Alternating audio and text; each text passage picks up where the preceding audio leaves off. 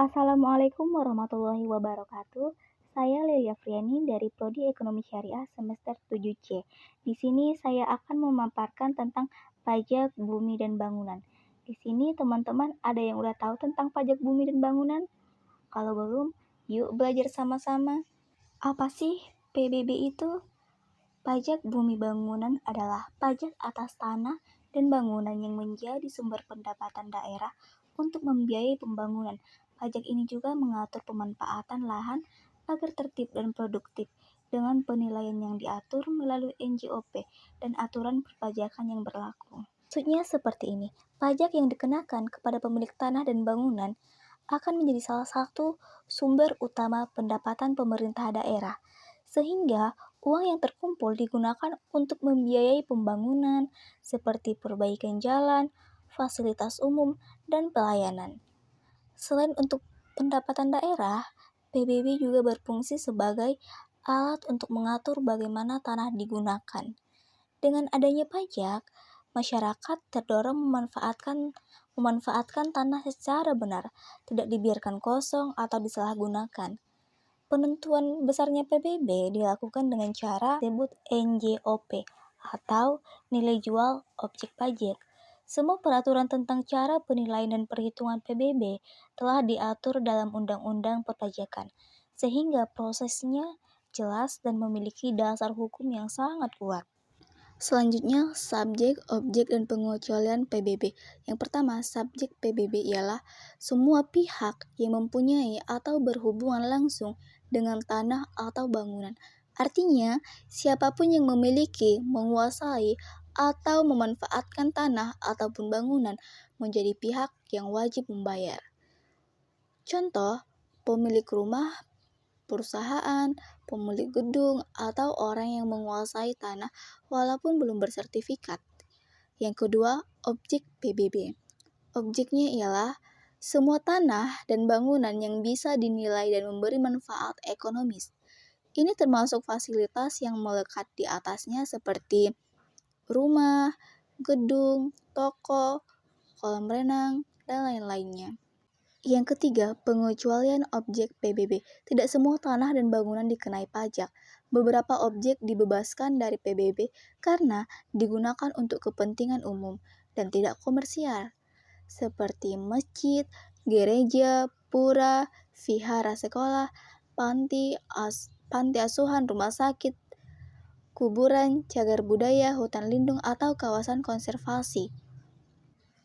Objek-objek tersebut tidak dikenakan pajak bumi bangunan karena tidak dimaksudkan untuk menghasilkan keuntungan dan berfungsi untuk pelayanan publik. Kemudian, pendaftaran dan penilaian objek pajak. Yang pertama, pendaftaran objek pajak. Pendaftaran objek pajak dilakukan oleh wajib pajak dengan mengisi SPOP atau Surat Pemberitahuan Objek Pajak. SPOP berfungsi untuk mendata tanah dan bangunan milik wajib pajak.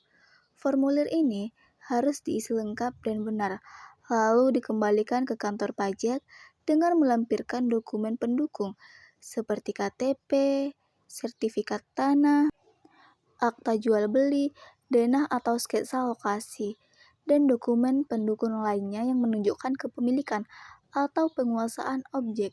Tujuan pendaftaran adalah agar objek pajak tercatat dalam sistem PBB sehingga bisa dinilai secara resmi.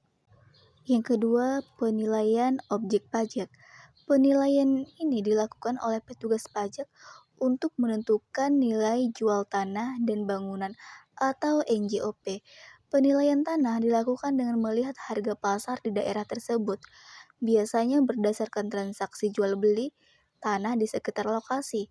Penilaian bangunan ditentukan dari jenis dan kualitas bahan bangunan seperti dinding, lantai, dan atap. Kondisi fisik bangunan, fasilitas tambahan seperti pagar mewah, taman atau kolam. Hasil penilaian ini digunakan sebagai dasar dalam perhitungan besarnya PBB yang harus dibayar oleh wajib pajak. Kemudian ada namanya NJOP dan NJOP-TKP. Pertama, NJOP atau nilai jual objek pajak. NJOP adalah nilai jual dari tanah atau bangunan yang ditetapkan pemerintah. Nilai ini dihitung berdasarkan harga pasar rata-rata suatu wilayah. NJOP digunakan sebagai dasar utama untuk menentukan berapa besar PBB yang harus dibayar. Semakin tinggi NJOP suatu tanah atau bangunan, semakin besar pula pajak yang dikenakan. Selanjutnya, NJOP TKP atau nilai jual pajak. Tidak kena pajak. NJOTKP adalah bagian dari NJOP yang tidak dikenai pajak. Nilai ini berfungsi sebagai pengurang sebelum penghitungan PBB. Artinya, wajib pajak tidak dibebani pajak atas nilai properti sampai batas tertentu. Contoh, jika NJOP TKP 10 juta, maka NJOP dikurangi dulu 10 juta sebelum dihitung pajaknya.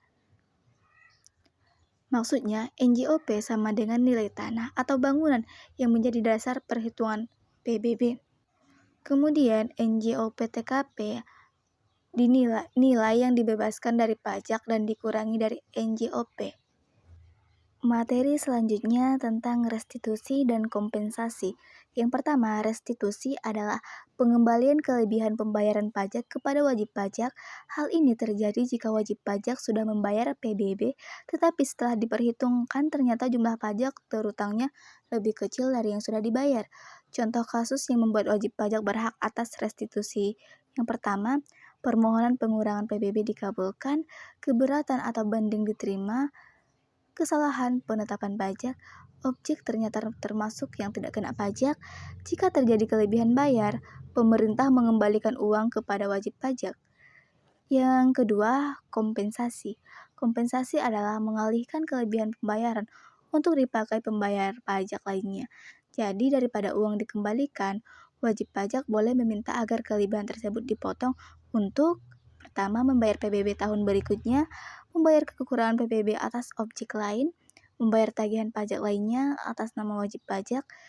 Dengan kata lain, kompensasi sama dengan kelebihan pajak dialihkan, bukan dikembalikan tunai.